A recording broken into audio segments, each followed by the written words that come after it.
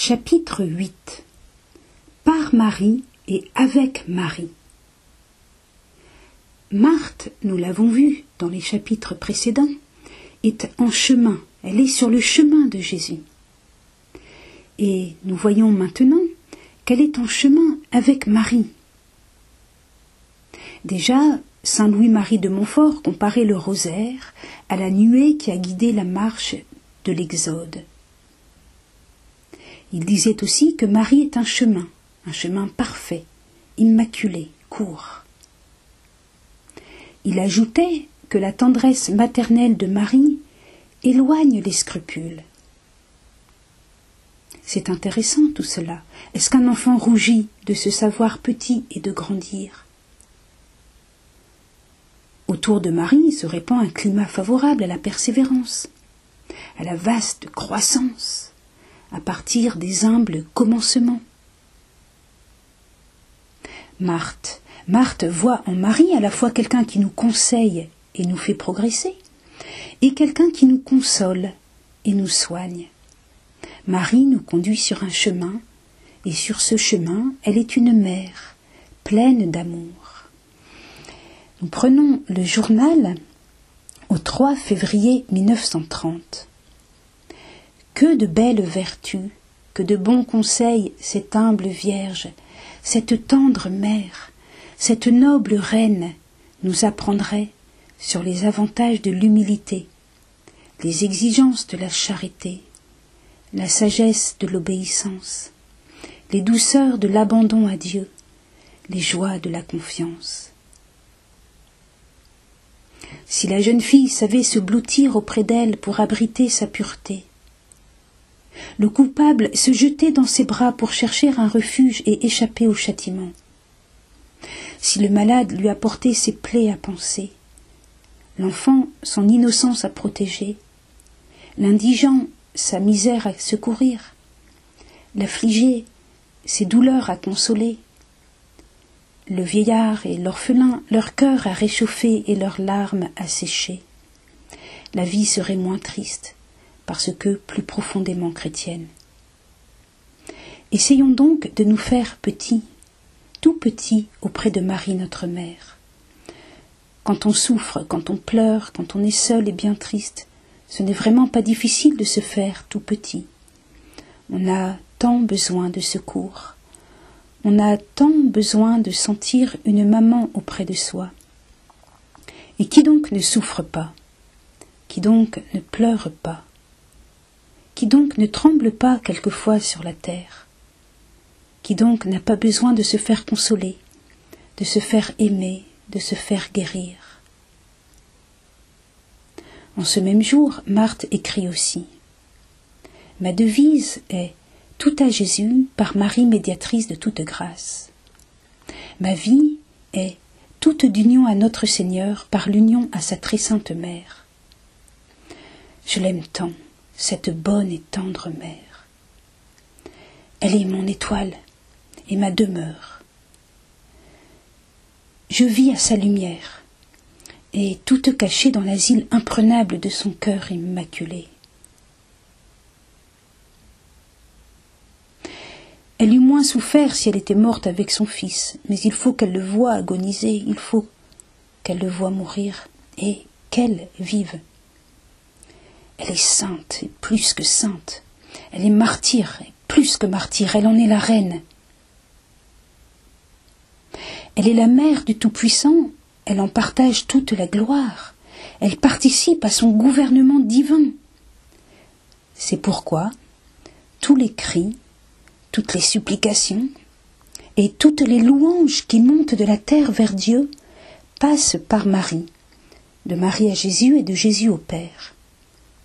En retour, toutes les grâces obtenues passent du Père au Fils, du Fils à sa Sainte Mère et par elle à celui qui l'a pris. Marthe écrit encore, le 15 août 1930, « Quel délicieux et émouvant modèle que Marie ! C'est par Marie et avec Marie et en Marie que j'irai à Jésus et serai tout à lui. » Nous donnons un commentaire un petit peu doctrinal sur ces dernières lignes de Marthe. Tout d'abord, rappelons que Jésus est le médiateur. Voici quelques passages très clairs de l'Écriture. Tout d'abord, lettre de saint Paul aux Éphésiens, chapitre 1. En lui, nous trouvons la rédemption, par son sang. Et aussi, dans les Actes des Apôtres, chapitre 4, verset 12. Il n'y a pas sous le ciel d'autre nom donné aux hommes par lequel nous devions être sauvés. Pourquoi ? Parce que, nous dit saint Marc, chapitre 1, verset 1, Jésus est fils de Dieu.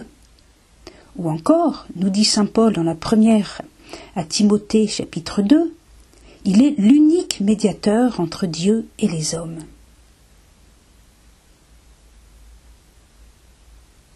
Marie aussi est médiatrice, mais en Jésus.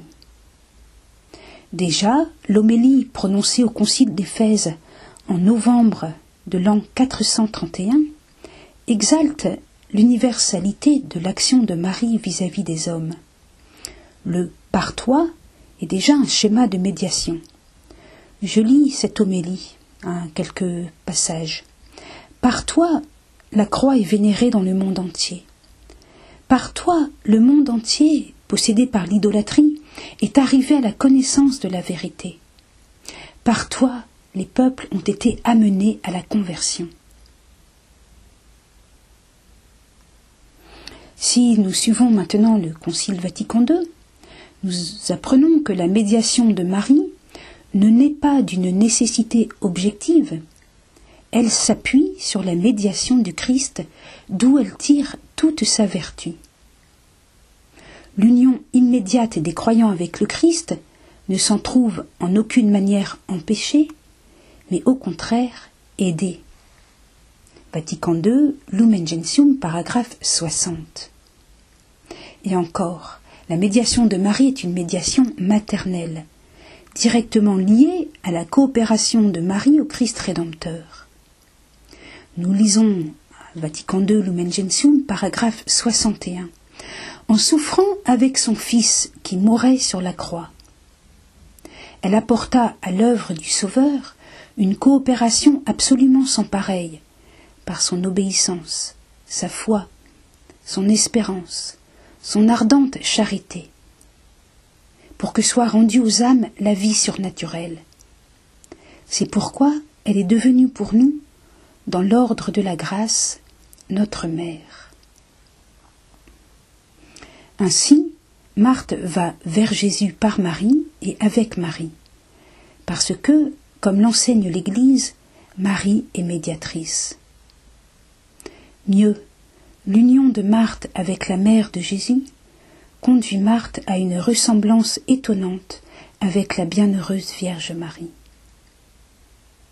Jésus considère Marthe comme, alors là je vais citer le journal, le 23 mai 1932, « Mon épouse bien-aimée et ma corédemptrice, l'invisible dispensatrice de mes grâces. »